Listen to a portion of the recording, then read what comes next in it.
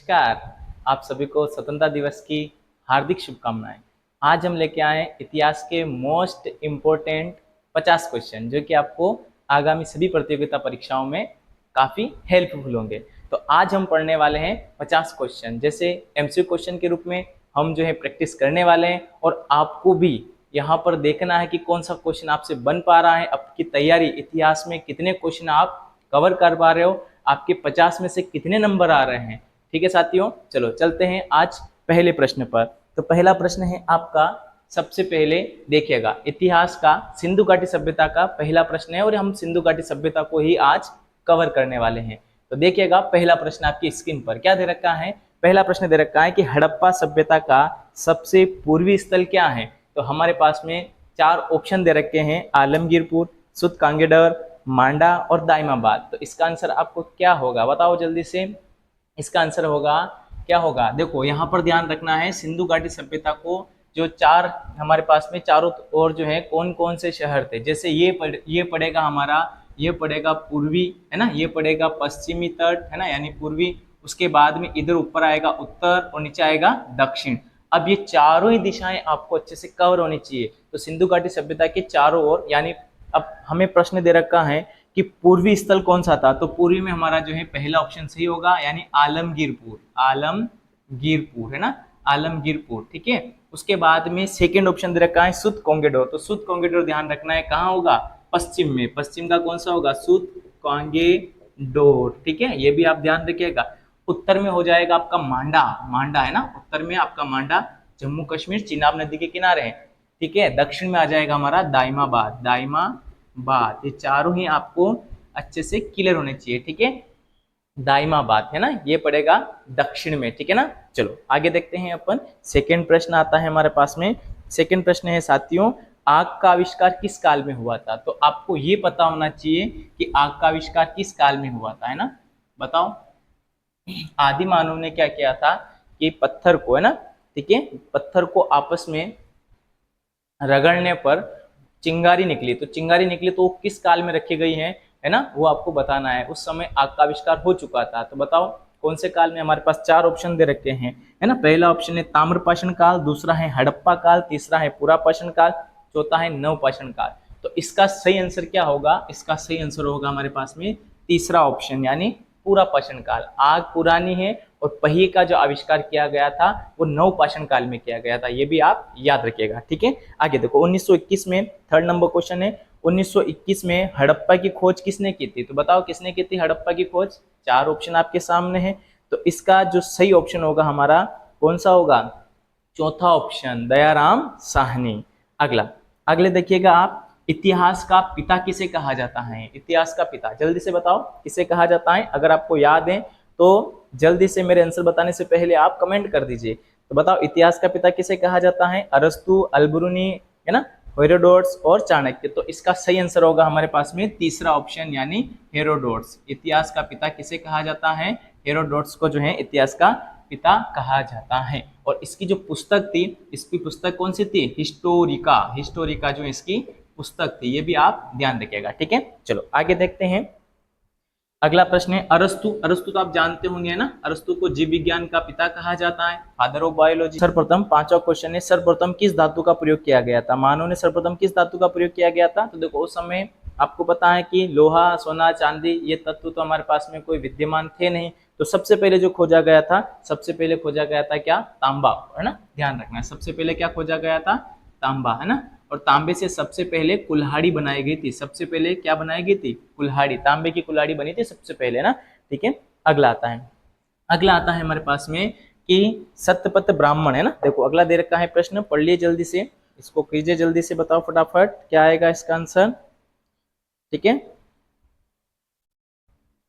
अगला प्रश्न है सतपथ ब्राह्मण का संबंध किस वेद से है। बताओ जल्दी से बताओ। तो सतपथ ब्राह्मण का संबंध हो जाएगा हमारा ऋग्वेद से है ना। चौथा ऑप्शन हमारा करेक्ट होगा। कौन सा ऑप्शन सही होगा, चौथा। अब यहाँ पर ध्यान रखना है, जो सतपथ ब्राह्मण है, मैंने आपको इससे पहले वाले वीडियो में बताया था कि वैदिक साहित्य में ना, वैदिक साहित्य में जो ऋग्वेद के बाद स्थान आता है वो किसका आता है, सतपथ ब्राह्मण का है ना। ठीक है, सतपथ ब्राह्मण का जो है ये नाम आता है, ये भी आप याद रखिएगा। ठीक है, उसके बाद में अब इन चारों वेदों के बारे में पढ़ लेते हैं। तो चारों वेदों के बारे में आपको ध्यान रखना है। यजुर्वेद, ठीक है ना, यजुर्वेद को अपन गद्य एवं पद्य वाला वेद कहते हैं। अथर्ववेद सबसे बाद का वेद है, ठीक है ना। सामवेद को संगीत का जनक कहा जाता है और ऋग्वेद को कहा जाता है सबसे प्राचीन वेद, ठीक है ना। ये आपको ध्यान रखना है, ठीक है। अगला देखिएगा। अगला प्रश्न है गद्य एवं पद्य वाला वेद कौन सा है? तो जल्दी बताओ, गद्य एवं पद्य वाला अभी बताया जस्ट मैंने, है ना। तो इस गद्य एवं पद्य वाला वेद कौन सा हो जाएगा हमारा? यजुर्वेद। ऋग्वेद सबसे प्राचीन वेद है ना। अथर्ववेद सबसे बाद का वेद है और सामवेद जो है संगीत का जनक कहलाता है, ठीक है। अगला प्रश्न देखिएगा 8 नंबर। यहाँ पर घोड़े के जीवाश्म कहाँ से मिले, है ना। घोड़े के जीवाश्म यानी घोड़े की जो हड्डियां हैं वो कहाँ से मिली, कौन से स्थल से मिली हैं? तो घोड़े की हड्डियां कहाँ से मिली है बताओ? तो ये आ जाएगा हमारा दूसरा ऑप्शन, सुत कांगेडोर, सुत कोटदा ना, सुत कोटदा से जो है हमें ये हड्डियां मिली हैं, ठीक है ना। मोहनजोदड़ो से क्या मिला है? नृत्य करती हुई जो है काशी की प्रतिमा मिली है हमें, ठीक है ना। लोथल से क्या मिला है? लोथल से हमें बंदरगाह मिला है ना, ठीक है। लोथल जो है सिंधु घाटी सभ्यता का बंदरगाह था, ठीक है ना। कालीबंगा का अर्थ है काली चूड़ियां, ठीक है ना। आगे देखो, गौतम बुद्ध का जन्म कहाँ हुआ था? तो गौतम बुद्ध का आप सभी को पता है, जल्दी से लगाओ गौतम बुद्ध का जन्म कहाँ हुआ था, है ना। आपकी तैयारी कितनी है मालूम पड़ जाएगी, जल्दी से लगाओ। कौन सा ऑप्शन है इसका? मेरे कमेंट से पहले आपका आंसर आना चाहिए ना, मतलब मेरे बताने से पहले आपका आंसर आना चाहिए, ठीक है। तो यहाँ पर आपको बताना है कौन सा ऑप्शन आ जाएगा इसका। तीसरा ऑप्शन है ना, लुम्बिनी, ठीक है। लुम्बिनी में जो है गौतम बुद्ध का जन्म हुआ था, ये आपको ध्यान रखना है, ठीक है। अगला, भीम बेटिका किसके लिए प्रसिद्ध है? तो भीम बेटिका जो है, देखो भीम बेटिका 4 ऑप्शन दे रखे हैं, गुफा, शैल चित्र, चैत्य, मंदिर और मूर्ति। तो बताओ किसके लिए प्रसिद्ध है? तो ध्यान रखना है, इसका पहला ऑप्शन होगा हमारा, कौन सा ऑप्शन होगा? गुफा, शैल चित्र, है ना, ठीक है ये। और भीम बेटिका कहाँ पड़ेगी? भीम बेटिका पड़ेगी आपके मध्य प्रदेश के रायसेन जिले में, एमपी के रायसेन जिले में पड़ेगी ये, ठीक है ना। ये याद रखना है, मध्य प्रदेश की दृष्टि से काफी इंपोर्टेंट प्रश्न है ये, ठीक है। आगे देखते हैं। अगला प्रश्न है हमारे पास में, मोहनजोदड़ो का शाब्दिक अर्थ क्या है? जल्दी से बताओ, मोहनजोदड़ो का शाब्दिक अर्थ क्या है? तो पहला ऑप्शन है जीवितों का टीला, दूसरा है मृतकों का टीला, है ना। तो इन दोनों में से भी आपको आंसर लगा सकते हो, टीला और कंकालों का टीला। तो इसको मोहनजोदड़ो को ध्यान रखना है, क्या कहते हैं अपन? मोहनजोदड़ो को कहा जाता है मृतकों का टीला, यानी हमारा कौन सा ऑप्शन सही होगा? दूसरा ऑप्शन हमारा करेक्ट होगा, ठीक है ना, मृतकों का टीला। अच्छा, यहाँ पर ध्यान रखना है, मोहनजोदड़ो कौन सी नदी के किनारे स्थित है ना? ये कौन सी नदी के किनारे स्थित था? तो ध्यान रखना है, ये सिंधु घाटी है ना। ध्यान, मोहनजोदड़ो जो है कौन सी नदी के किनारे हैं? तो सिंधु नदी है ना। सबसे प्राचीन अभिलेख कहाँ से प्राप्त हुए हैं? तो इसका हमेशा ध्यान रखना है, ये हमें अभिलेख जो मिला है, सबसे प्राचीन अभिलेख मिला है, ये मिला है बोगाजकोई से। कहाँ से? बोगाजकोई से, ठीक है।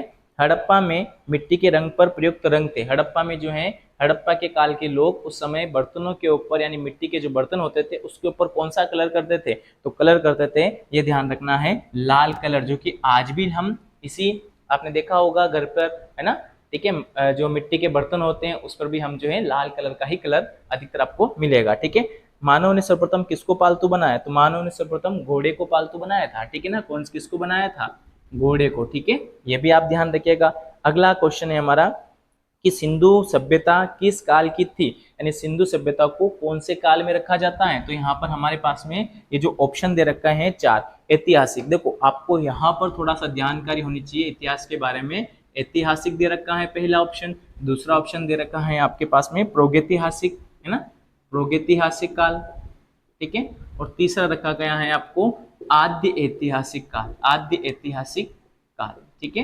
देखो मैं इसको हटा के यहाँ रख देता हूँ ताकि इनका क्रम आपके पास अच्छे से चलेगा, ठीक है, ठीक है ना। ऐतिहासिक, अब इन तीनों का आपको अच्छे से मीनिंग याद होना चाहिए। प्रागैतिहासिक काल किसे कहते हैं? जिसके बारे में हमें कोई लिखित जानकारी नहीं प्राप्त होती है ना, कोई भी प्रमाण हमारे पास में लिखित में साक्ष्य उपलब्ध नहीं है, उसे हम क्या कहते हैं? प्रागैतिहासिक काल कहते हैं। आद्य ऐतिहासिक काल किसे कहेंगे?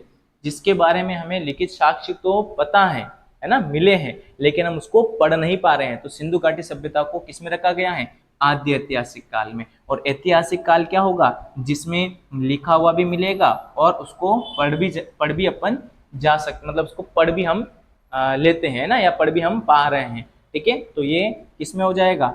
है ना, वो हमारा ऐतिहासिक काल हो जाएगा। ठीक है, अगला देखो, अगला दे रखा है यज्ञ से संबंधित विधि विधान का वर्णन कौन से वेद में मिलेगा? यज्ञ से संबंधित, तो यज्ञ से संबंध मिलेगा हमें यजुर्वेद में। कौन से वेद में मिलेगा? यजुर्वेद, मतलब हमारा जो है दूसरा ऑप्शन सही होगा। ठीक है, यजुर्वेद जो है हमारा सही आंसर होगा।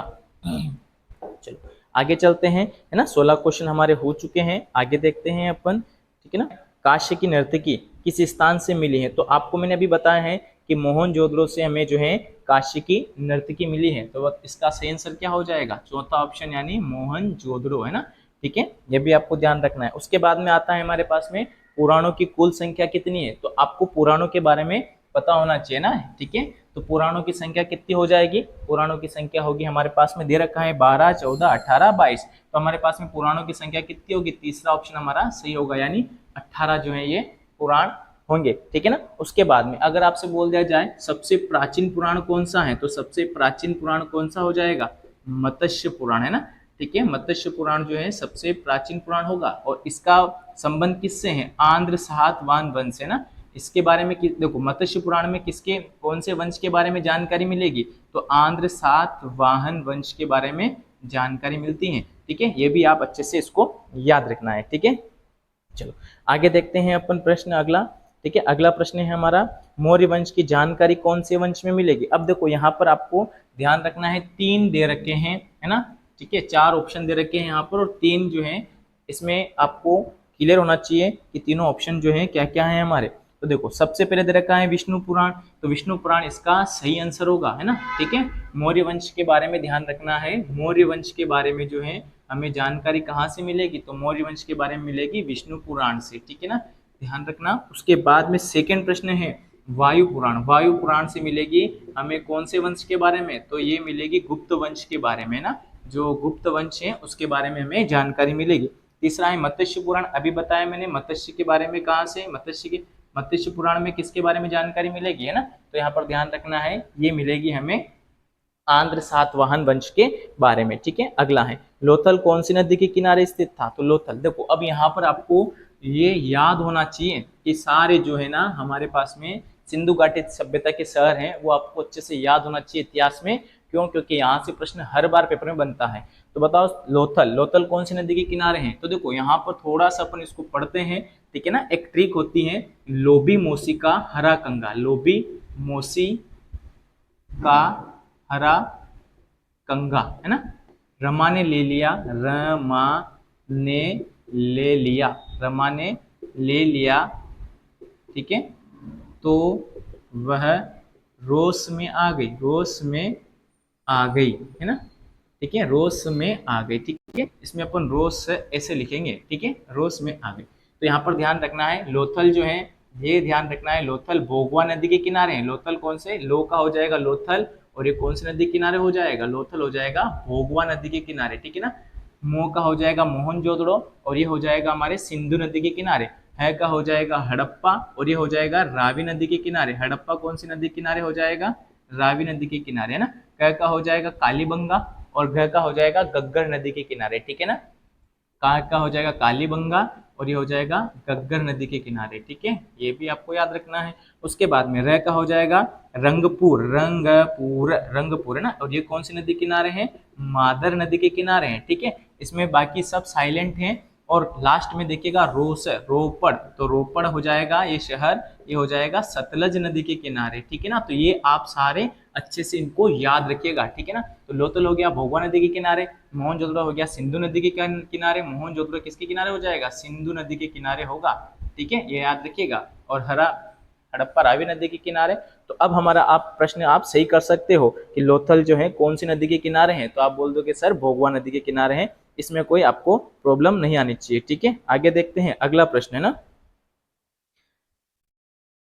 अगला प्रश्न आपने दे रखा है गायत्री मंत्र के रचनाकार कौन है? तो गायत्री मंत्र के रचनाकार हो जाएंगे हमारे विश्वामित्र, है ना। विश्वामित्र जो है हमारे गायत्री मंत्र के रचनाकार होंगे। नेक्स्ट प्रश्न देखिएगा, नेक्स्ट प्रश्न आप देखिएगा, सबसे प्राचीन दर्शन कौन सा है? तो सबसे प्राचीन दर्शन, तो देखो सबसे पहले प्राचीन दर्शन अगर अपन बात करें तो प्राचीन दर्शन, है ना, प्राचीन दर्शन की जो है सबसे पुराना प्राचीन दर्शन हो जाएगा हमारा, कौन सा हो जाएगा? ये हो जाएगा सांख्य, है ना। ठीक है, सांख्य। और सांख्य दर्शन के जो ये कौन हो जाएंगे, सांख्य दर्शन के होंगे हमारे पास में कपिल मुनि, है ना, ठीक है। न्याय के कौन हो जाएंगे, गौतम, और योग के हो जाएंगे पतंजलि, है ना। इन सभी के प्रवर्तक भी आपको ध्यान रखना है। अगला प्रश्न है, बुद्ध का प्रथम प्रवचन क्या कहलाता है। तो बुद्ध ने जब पहला प्रवचन दिया था अपना, तो वो कहलाता है धर्म चक्र प्रवर्तन, धर्म चक्र प्रवर्तन, ठीक है। दूसरा ऑप्शन दे रखा है महापरिनिर्वाण, ये गौतम बुद्ध की मृत्यु से रिलेटेड है ना। जब इनका निधन हुआ था तो उसको महापरिनिर्वाण कहा गया है। उसके बाद में तीसरा जो ऑप्शन दे रखा है महाभिनिष्क्रमण, महाभिनिष्क्रमण कब कहलाता है, तो ये कहलाता है जब ये गौतम बुद्ध ने अपने ग्रह त्याग, जब ग्रह को त्याग दिया था उस समय की प्रोसेस कहलाता है तीसरा ऑप्शन, ठीक है। तो ये आप ध्यान रखिएगा। उसके बाद में अगला आता है कि वैदिक काल का काल क्या है ना, वैदिक सभ्यता का काल क्या है। तो देखो वैदिक सभ्यता को दो भागों में डिवाइड कर रखा है ना। वैदिक सभ्यता को कितने भागों में डिवाइड कर रखा है, दो भागों में, ठीक है ना। एक हो जाएगा हमारे ऋग्वैदिक काल, है ना, एक हो जाता है ऋग्वैदिक काल, और दूसरा हो जाता है हमारा उत्तर वैदिक काल, उत्तर वैदिक काल, ठीक है। ये ध्यान रखना है। अब ऋग्वैदिक काल में आपको ध्यान रखना है टोटल जो वैदिक सभ्यता है हमारे पास 1500 से 600, है ना, 1500 ईस्वी से कहाँ तक डिवाइड कर रखा है, 600 ईस्वी पूर्व, है ना, ध्यान रखना है, ठीक है। 1500 ईस्वी पूर्व से 600 ईस्वी पूर्व, ठीक है। अब ऋग्वैदिक काल का समय कहाँ से कहाँ तक होगा, तो ये होगा 1500 से 1000, ठीक है। और 1000 से 600 क्या होगा, उत्तर वैदिक काल, है ना। तो ये आप ध्यान रखिएगा। ऋग्वैदिक काल जो ऋग्वेद से संबंधित है उसे ऋग्वैदिक काल कहा गया है। ऋग्वैदिक काल में सबसे महत्वपूर्ण जो देवता थे वो थे इंद्र, लेकिन उत्तर वैदिक काल में सबसे महत्वपूर्ण देवता कौन हो गए थे, प्रजापति, कौन हो गए थे, प्रजापति, है ना, ठीक है। ये आप ध्यान रखना है, ठीक है ना। चलो आगे देखते हैं। पहला अगला प्रश्न, ऋग्वैदिक काल में आजीवन विवाहित रहने वाली, है ना, महिलाओं को क्या कहा जाता है, तो कहा जाता है अमाजु। क्या कहा जाता है, अमाजु, यानी चौथा ऑप्शन हमारा सही था। सिंधु सभ्यता की लिपि में किस प्रकार की लिपि थी, सिंधु सभ्यता की जो लिपि है वो क्या है, केवल हम भाव चित्रात्मक, है ना, भाव देख के जो है अपन भाव प्रकट कर सकते हैं, है ना, ठीक है। तो ये ध्यान रखना है, ये कौन सी लिपि हो जाएगी, हमारी भाव चित्रात्मक लिपि जो है ये हो जाएगी। अगला देखिएगा, आर्यों का मूल निवास स्थान क्या है। देखो आर्य जो है ना भारत के अंदर आबस है ना, तो यहाँ पर ध्यान रखना है आर्य का जो मूल स्थान है वो माना जाता है मध्य एशिया, है ना, मध्य एशिया। एक इतिहासकार है जिसका नाम है मैक्स मूलर, मैक्स मूलर जो है ना इसने क्या कहा था कि आर्यों का जो निवास स्थान उसको मध्य एशिया माना, है ना। अब आर्य जो है सर्वप्रथम भारत में आके कहाँ बसे, तो भारत में आकर बसे थे सबसे पहले पंजाब में, है ना, ठीक है, पंजाब, ठीक है, पंजाब में जो है सबसे पहले आकर बसे थे, ठीक है ना, पंजाब, ठीक है। अगला ध्यान रख, ऋग्वेद में गंगा नदी का केवल एक बार उपयोग हुआ है, ये आप ध्यान रखिएगा। गायत्री मंत्र, है ना, अगला प्रश्न है गायत्री मंत्र में ऋग्वेद किस मंडल में वर्णित है, तो गायत्री मंत्र में ध्यान रखना है तीसरे मंडल में है ना, ऋग्वेद जो है तीसरे मंडल में, ठीक है। अब टोटल आपको ये पता होना चाहिए कि ऋग्वेदिक काल को, है ना, जो ऋग्वेद है उसको 10 मंडलों में डिवाइड कर रखा है। कितने मंडल में डिवाइड कर रखा है, 10, है ना, ठीक है, ये ध्यान रखना है, 10 मंडल में इसको डिवाइड कर रखा है, ठीक है ना।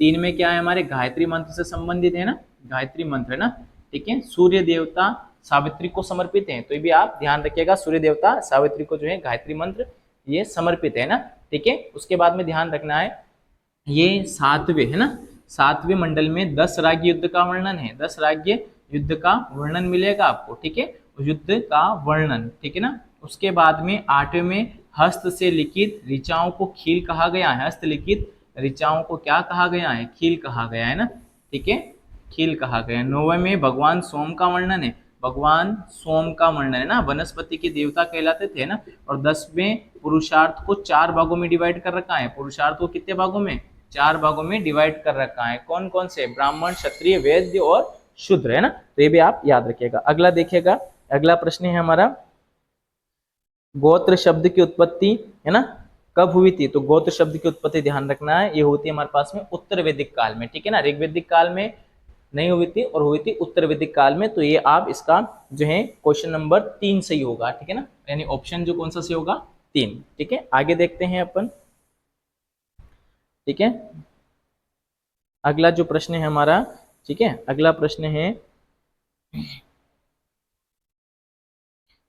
ठीक है, अगला प्रश्न है हमारा सबसे ऋग्वैदिक काल में प्रमुख देवता कौन से थे? तो मैंने बता दिया था, अभी आप लगा सकते हो इसका आंसर। क्या लगा सकते हो बताओ? ऋग्वैदिक काल के इंद्र और उत्तर वैदिक काल के कौन हो जाएंगे? हमारे प्रजापति साहब, है ना, ध्यान रखना है, ठीक है, यानी प्रजापति।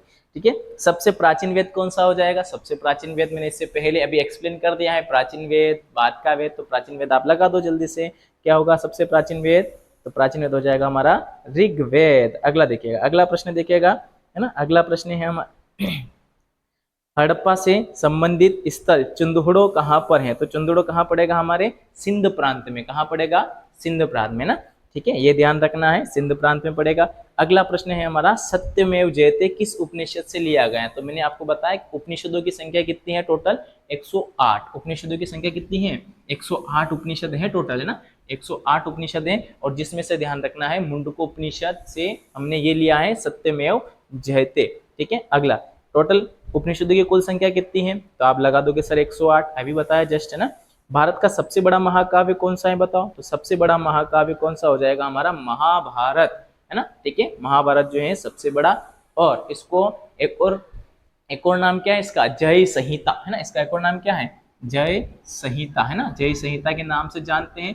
और इसको ध्यान रखना है ना, रज्जनामा, रज्जनामा के नाम से भी इसको जाना जाता है, ये भी आप अच्छे से याद रखिएगा, ठीक है ना। अगला देखिएगा, अगला प्रश्न है ना, हड़प्पा की समाज किस प्रकार से थी? मतलब कौन सी थी, है ना, ठीक है, हड़प्पा की समाज कैसी थी? तो मात्र सत्तात्मक, ये हमारा आंसर हो जाएगा, ठीक है। अगला है ऋग्वेद में कुल सूक्तों की संख्या कितनी है? तो ऋग्वेद में कुल सूक्तों की संख्या हो जाएगी हमारे पास में कितनी? ठीक है, ऋग्वेद में कुल सूक्तों की संख्या हो जाएगी कितनी होगी? ऋग्वेद में कुल सूक्तों की संख्या हो जाएगी 1028। कितने होंगी? 1028, है ना। और 10,462 क्या है इसमें? ऋचाएं, है ना, ठीक है ना, ठीक है, सूक्त। उसके बाद में 1028 हो गया। अगला है प्रथम विधि निर्माता कौन है? तो प्रथम विधि निर्माता हो जाएंगे हमारे मनु, है ना। और इनकी पुस्तक है मनु स्मृति, जो कि सबसे प्राचीन कानून की पुस्तक मानी जाती है ना। तो याद रखना है मनु स्मृति, ठीक है, ये याद रखना है। मनु जो है सबसे प्राचीन, है ना, ठीक है, याद रखना है। और कानून जो है इन्होंने दे रखा है कि विधि निर्माता मनु को माना जाता है। और इनकी सबसे जो प्राचीन पुस्तक है ना, ठीक है, हमारे पास में कानून की सबसे प्राचीन पुस्तकें कौन सी हैं? मनु स्मृति, ठीक है, ये याद रखना है, ठीक है ना।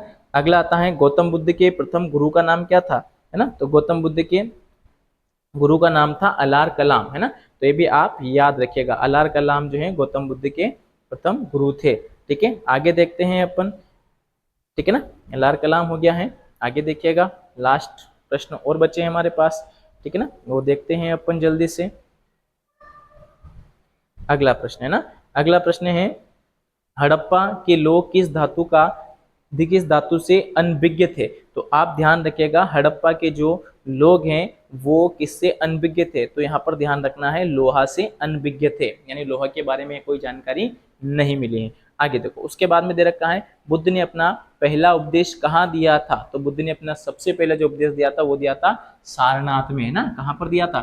सारनाथ में सबसे पहले उपदेश दिया था। लेकिन आपसे बोल दे सबसे अधिक कहाँ दिए? सबसे अधिक उपदेश कहाँ दिए? तो सबसे अधिक उपदेश ध्यान रखना है कहाँ पर दिए हैं सबसे अधिक उपदेश? कौशल देश की राजधानी श्रावस्ती में। कौशल देश की राजधानी श्रावस्ती में दिए हैं, है ना, श्रावस्ती, ठीक है, श्रावस्ती में इन्होंने सबसे अधिक दिए थे, ठीक है। अगला दे रखा है ना, भारत की प्रथम कानून की पुस्तक कौन सी है? तो मैंने भी बता दिया तो आपको, है ना, 4 ऑप्शन दे रखे हैं, जल्दी से बताओ आप, ठीक है, कौन कौन से हो जाएंगे बताओ जल्दी से। लुम्बिनी अर्थशास्त्र, मुद्राराक्षस, रामायण और मनुस्मृति। बताओ तो कौन सा हो जाएगा? ये मनुस्मृति सबसे, है ना, तो ये आपको ध्यान रखना है। महात्मा बुद्ध का महापरिनिर्वाण कहाँ हुआ? तो महापरिनिर्वाण हुआ था कुशीनगर, है ना, ठीक है, कहाँ हुआ था? कुशीनगर, ठीक है, ये आपको ध्यान रखना है। महाभारत का फारसी में अनुवाद किसने किया था? तो महाभारत का फारसी में अनुवाद, महाभारत और रामायण दोनों का जो है अनुवाद किया था किसने किया था? बदायूनी ने, ठीक है, तो ये आपको ध्यान रखना है। अब 2 क्वेश्चन आपके लिए हैं, आपको बताना है कमेंट करके उसका सही आंसर, ठीक है साथियों। कैसी लगी हमारी क्लास जल्दी से बताएं और वीडियो को शेयर जरूर करें, ठीक है। धन्यवाद, जय हिंद, जय भारत।